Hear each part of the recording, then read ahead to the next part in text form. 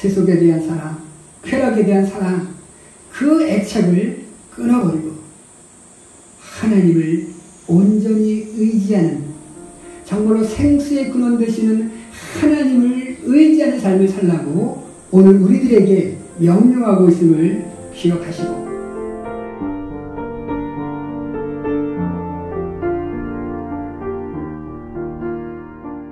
오늘 이 에레미야 2장에 보면 이스라엘에게 임할 하나님의 심판의 메시지가 기록되어 있는 것을 봅니다. 오늘 이 에레미야 선지자는 우리가 다 아는 바와 같이 눈물의 선지자라고 알려져 있습니다. 그럴 수밖에 없었던 것, 이 에레미야가 정말로 눈물을 흘릴 수밖에 없었던 것은, 그 이유는 이 유다, 남쪽 유다에 미친 너무나 큰 재앙을 그는 하나님으로부터 계시받았기 때문이다라는 겁니다. 처절하게 민족이 바벨론에 의해서 죽어가야 할 그 민족들, 그 국민들을 생각하면서 에레미야는 이스라엘 백성들에게 하나님의 메시지를 전하고, 또 정말로 그 재앙을 피할 수 있는 방법을 전달하고 있음에도 불구하고 지도자와 국민들은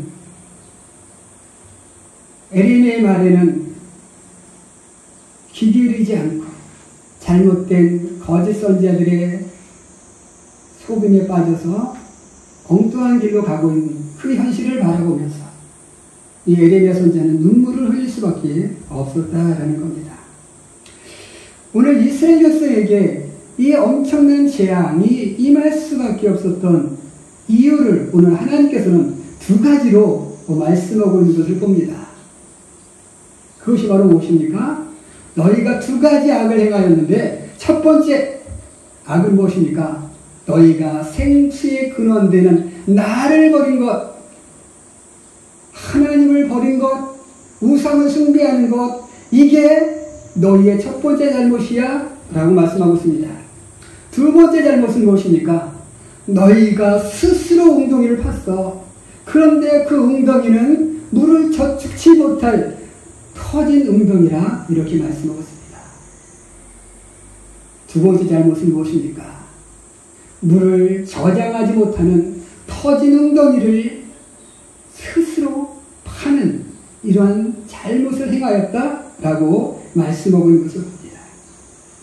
오늘 이스라엘 백성들이 스스로 판 물을 저축치 못할 터진 웅덩이가 무엇인지 오늘 우리가 함께 상고해 보면서 우리 은혜 나누기를 원합니다. 자, 이스라엘 백성들이 스스로 웅덩이를 팠다. 그런데 그 웅덩이는 물을 저축치 못할 터진 웅덩이라 이렇게 말씀하고 있습니다. 이 터진 웅덩이, 물을 저축치 못할 터진 웅덩이, 이 첫 번째 의미는 이스라엘 백성이 오늘 앞에서 말씀하신 것처럼 하나님을 버리고, 생수의 근원되는 하나님을 버리고 스스로 살겠다고 웅덩이를 팠다라는 거죠. 스스로 살겠다, 하나님 없는 삶을 살겠다라고 발버둥치는 그러한 모습을 의미하는 겁니다. 자, 우리가 우물에는 두 가지 우물이 있습니다. 첫 번째로는 어떤 우물입니까? 우리가 샘이 솟는, 스스로 샘이 솟아나는 물땅 속에서 지하수가 위로 터져 올라오는 그런 샘, 그 우물이 있어요. 그 다음에 두 번째 우물이 있습니다. 두 번째 우물은 어떤 우물입니까? 바로 물을 저장하는 저수지 같은, 저수지 역할을 하는 이러한 그 물탱크를 만들어서 거기다 물을 저장하는 이러한 웅덩이라는 거죠. 자, 웅덩이, 샘물은 인간이 판 게 아니에요. 그죠? 인간이 판 게 아닙니다. 인간이 파도 어떤 것을 파요? 생수가 나오는 샘의 근원을 파는 것을 파죠. 그럼 그 물은 누가 줘요? 지하수, 하나님께서 주시는 거예요. 그런데 이 웅덩이는 어떤 겁니까? 이제 그 단단한 집안에 땅을 파죠. 그리고 하늘에서 떨어지는 물을 저장하는 거예요. 자, 이 웅덩이는 어떤 겁니까? 인간이 파야 돼요. 그리고 그것을 빗물이 떨어져서 저장하는 그런 시설이죠. 그래서 밑에서 샘이 솟아오르지 않기 때문에 물을 저장해야 되는데 그 방법이 어떤가요? 방수 시설을 해야 된다, 안에다가. 그런데 옛날에는 어떻게 방수를 했을까요? 저희 어렸을 때 이렇게 이제 집을 짓고 나서 흙으로 바른 다음에 이 흙이 빗물에 떨어지는 것을 막기 위해서 밖에다 뭐를 칠해요? 회칠을 합니다. 그럼 회가 물이 튀는 것을 막아줘서 집이 좀 오래 유지할 수 있게 만들어져요. 그런데 이게 늘 물에 몇 겹의 회를 칠해서 물을 저장하지만 어때요? 이게 오래 가지 못한다라는 거죠. 그러니까 이 웅덩이는 인간 스스로 파는 거예요. 우리 사람은 물이 없으면 어때요? 살 수가 없어요. 그런데 우리 인간에게 생수의 근원 되시는 하나님이 있다는 거죠. 하나님이 주시는 은혜, 하나님이 주시는 선물, 이걸 받고 우리가 살아갈 수 있는데, 우리가 이 하나님의 은혜를 거부하고 세상으로 나가면 우리 스스로 무엇을 파야 돼요? 우리 인간들이 스스로 살아갈 수 있는 음모를 파야 되는 거예요. 웅덩이를 파야 되는 거예요. 그럴수록 우리의 삶은 어떻게 돼요? 점점 곤고해질 수밖에 없다라는 거죠. 자, 오늘 지금 이스라엘 백성들의 이 위기는 어떤 위기인가라는 거죠. 이 에레미야가 살던 이 시기는 정치적으로 굉장한 대격변기에 처해 있었던 것입니다. 그러니까 이제 이 북쪽 이스라엘이 아수르라는 나라에서 멸망을 했어요. 그리고 이 아수르가 예루살렘까지 쳐들어옵니다. 남쪽 유다 예루살렘까지 쳐들어와요. 그런데 이 남쪽 유다는 그 아수르 왕에게 뇌물을 바치고 이제 위기를 므낫세 왕 때인데 위기를 벗어납니다. 그리고 나서는 이제 친아수르 정책을 펼쳐요. 그래서 이제 많은 우상들을 받아들입니다. 가장 정말로 하나님이 극악한 왕으로 표현했던 므낫세 왕 때죠. 그때가 가장 우상 숭배가 심했어요. 자, 그러다 이 아수르가 이제 바벨론이라는 나라에 의해서 멸망을 합니다. 그리고 이제 신흥 강대국으로 부상하는 바벨론이 이제 등장을 해요. 그리고 남쪽에서는 어디가 있습니까? 전통 강국 애굽이 있어요. 그러니까 애굽과 이제 이 신흥 강국인 바벨론이 맞붙어야 되는데, 그 맞붙는 길목이 어디에 있습니까? 그 길목에 바로 이 남쪽 유다가 있었어요. 자, 그러니 이제 내려가다 보면 전쟁을 해야 되는데 어디를 치고 지나가요?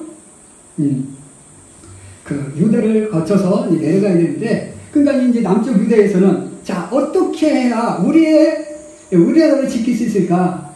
이 고민에 빠진 거예요. 그때 에레미야가 외친 것이 바로 뭡니까?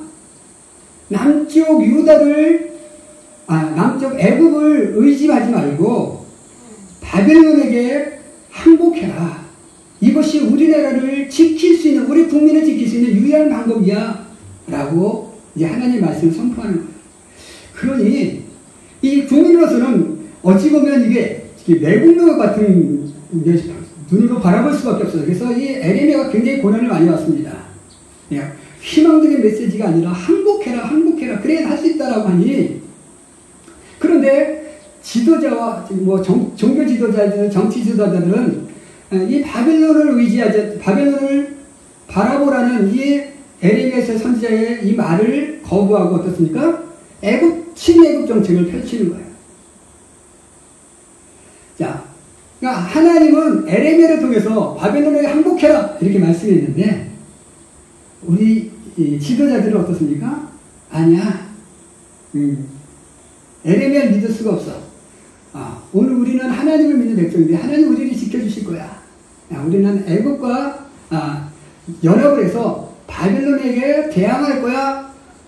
이런 정책을 펼치고 있다는 거죠. 바로 하나님을 의지하지 않고 전통 강호 애국을 의지하는 이 스스로 자기들을 지키려고 하는 하나님의 말씀이 아닌 자기 스스로의 힘으로 또 이방의 도움을 받아서 자기들을 지키려고 하는 이 스스로 파는 이 모습, 이게 바로 뭡니까? 그 애굽이 뭐라고인가요? 너희가 스스로 판 웅덩이인데 그것이 바로 물을 잡지 못할 터진 웅덩이다 라는 거예요. 그러니까 애굽이 바로 뭡니까? 터진 웅덩이에요. 그러니까 거기에 의지해봤자 너희는 아무것도 얻을 것이 없어 라는 거죠. 애굽을 의지했던 이스라엘은 바벨론의 3차 침공으로 인해서 어떻게 됩니까? 아주 처절하게 멸망당하고 맙니다. 지도자들은 잡혀가고 왕은 눈이 뽑혀서 끌려가고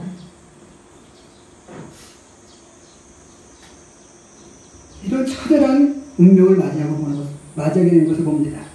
오늘 바로 터진 웅덩이를 파는 이 모습은 바로 뭡니까? 우리가 생수의 근원 되시는 하나님을 버리고 우리 스스로 살겠다고 발버둥치는 그런 나의 모습, 나의 종교생활, 나의 신앙생활, 또 우리 어떤 삶의 모든 부분들, 이것이 바로 뭡니까? 터진 웅덩이를 파는 잘못된 삶임을 기억하시고 오늘 우리가 정말로 웅덩이를 파는 삶이 아니라 생수의 근원 되시는 하나님을 바라보며 나가는 우리의 성도들의 삶이 될 수 있기를 주님의 이름으로 간절히 축원해 드립니다. 아멘. 두 번째로 터진 웅덩이, 스스로 판이 터진 웅덩이는 무엇을 의미하느냐? 두 번째로는 어리석은 삶을 살고 있음을 바로 표현하고 있는 것입니다. 어리석은 삶을 의미해요. 자, 아까도 제가 말씀을 드렸지만 이 웅덩이는 물을 보존하기 위해서 안에다 뭐를 칠한다고 했어요? 회를 칠한다고 했습니다. 그런데 회가 물론 단단해요. 굳으면. 근데 계속 물에 젖어 있으면 어떻습니까? 아무리 단단한 것도 계속 물에 젖어 있으면요. 그것이 서서히 조금씩 갈라지기 시작합니다. 떨어져 나가고 갈라져요. 그러다 보면 어떻게 해요? 틈이 생기게 되고, 틈이 생기니까 물이 새나가고, 그러면 어떻게 돼요? 결국 내가 아무리 물을 저장해도 그 물은 다 밖으로 새나가 버리는 그런 결과를 맞이할 수밖에 없다는 거죠. 그러니까 터진 웅덩이를 기대하는 삶은 바로 어떤 삶이에요? 어리석은 삶이에요. 우리 속담에 이런 속담이 있습니다. 밑 빠진 독에 물 붓기. 네, 저희가 올해 간장을 담았습니다. 간장을 담았는데요. 이제 독이 전에 쓰던 독이었어요. 그래서 이제 안 새겠지. 썼던 거니까 안 새겠지. 그리고 거기다 이제 된장, 매주 띄운 것을 넣고 소금물을 해서 이제 채워놓고 또 이렇게 숯도 넣고 고추도 넣고 그 다음에 설까지도 넣고 해서 이제 다 제가 이제 해놨어요. 이제 올해 간장 담았다. 그리고 이제 이거 꺼내서 또 매주도 담아야, 된장도 담아야지. 이랬거든요. 근데 다음날 우리 집사람이 보더니, 물이 하나도 없네? 물이 다 빠졌다. 그러니까 밑에 작은 틈이 생겼어. 그걸 몰랐어요.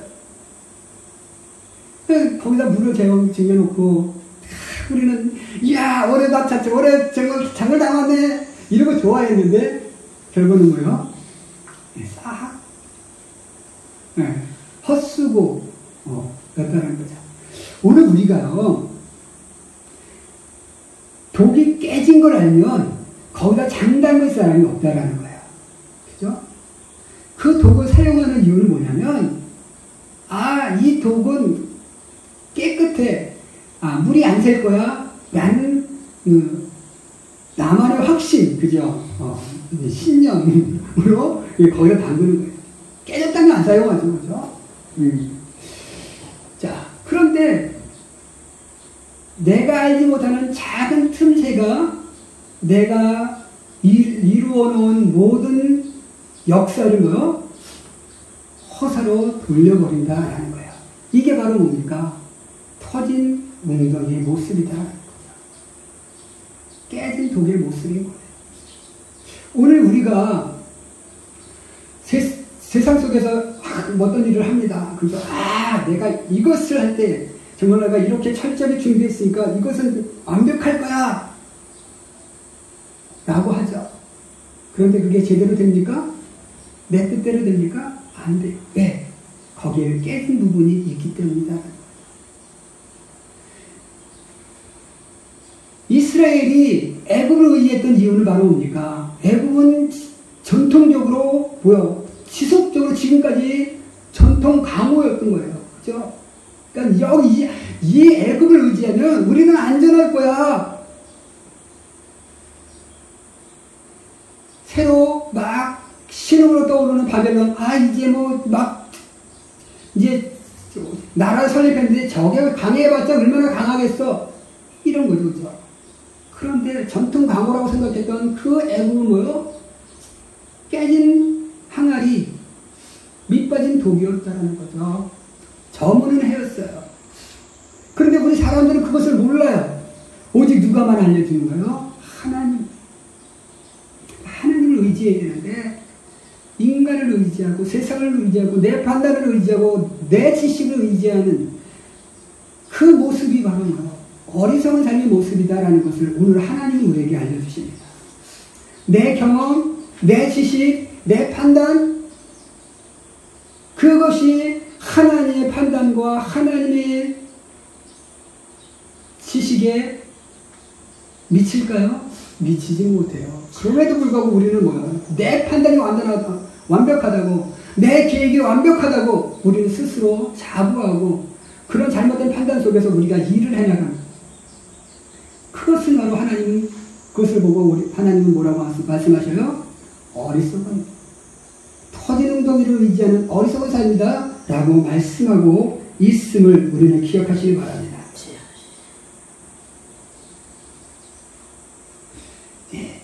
이스라엘의 위기, 남쪽 유다의 위기는 바로 무엇이었습니까? 바로 그 위기에서 영적 무지, 영적 무감각, 그 상태에 있었다는 거죠. 그들이 하나님을 버렸어요. 우상을 숭배합니다. 그래서 그런 가운데 뭐요? 이 정치가 지금 혼란스럽습니다. 과연 어디를 바라봐야, 어디를 의지해야 정말 좋을까? 이 정세 판단을 못하는 거예요.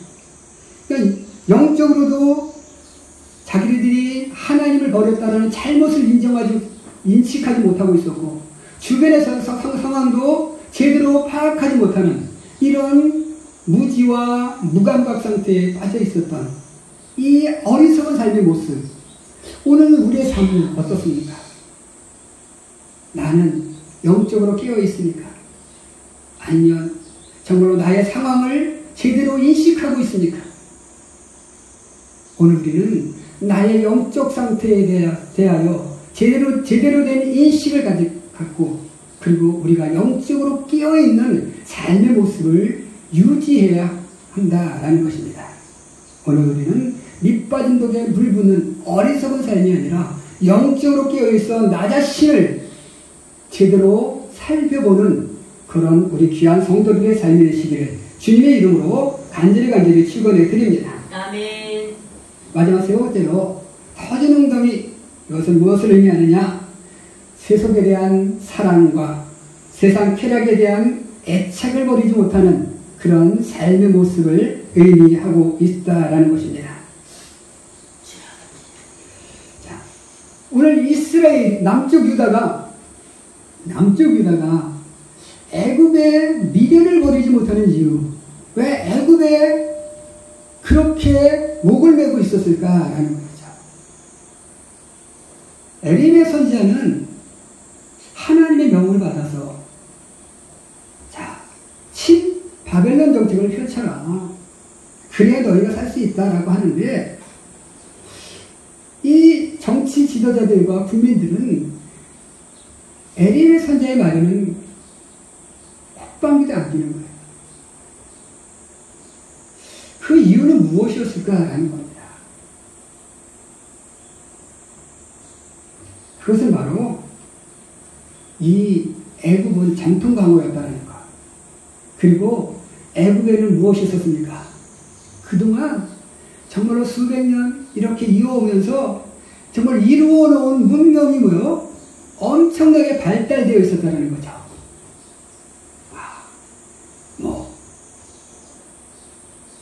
어떤 건축시설, 그 다음에 그들의 어떤 종교, 모습들, 이런 것들이 뭐요? 아주 멋있게 만들어져 있었죠. 우리가 지금도 이집트에 가면 어떻습니까? 피라미드, 스핑크스, 그 다음에 각종 신전들, 그 다음에 각종 왕의 또 이렇게 무덤들의 모습들, 얼마나 잘 갖춰져 있어요, 그죠? 정말 뛰어난 문명을 소유하고 있었던 애굽이었다는 거예요. 그런데 바벨론은 어떻습니까? 바벨론에는 어떤 문명의 모습이 없어요. 막 이제 생겼기 때문에. 그러다 보니까 이스라엘 백성들에게는 뭐요? 애굽이 더 매력적인 모습으로 보여졌을 것이라는 거예요.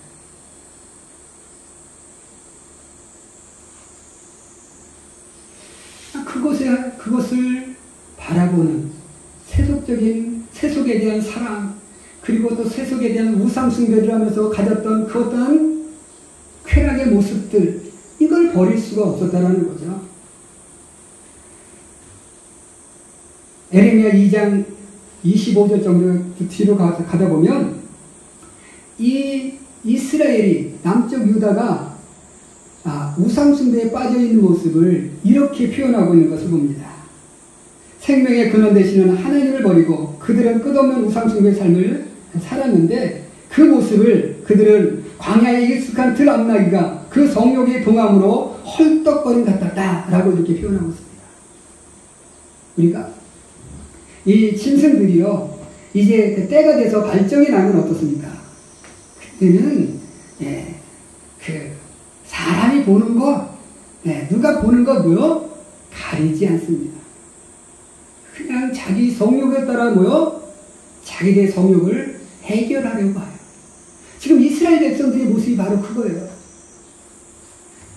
그러니까 자기네들이 하나님을 버린 상황 속에서 자신들의 삶이 이게 정말로 죄악된 것인지 정말로 정결한 것인지 상관하지 않고 그저 자기의 욕망에 따라 그렇게 행동하고 있는 이런 이스라엘 모습을 보여주고 있어요.